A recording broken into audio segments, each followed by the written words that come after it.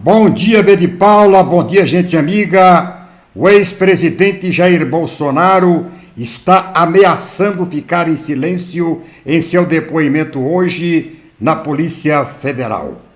E nem precisa falar.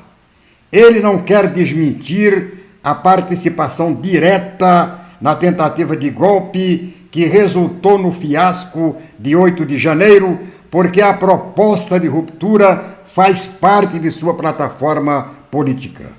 Ele manteve durante todo o seu mandato a tensão institucional, ora com o Congresso, ora com o Judiciário, sempre com o ministro Alexandre de Moraes, incitando a sua bolha, os seus seguidores, a odiarem o que genericamente é chamado de sistema.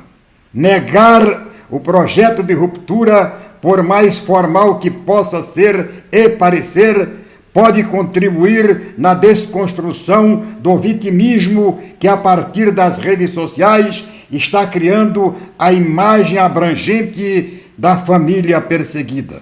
O que mantém a bolha ativada é o conceito de absoluta fidelidade do Bolsonaro ao movimento subversivo, porque o principal objetivo da extrema-direita intervencionista é exatamente a volta da ditadura militar de 64.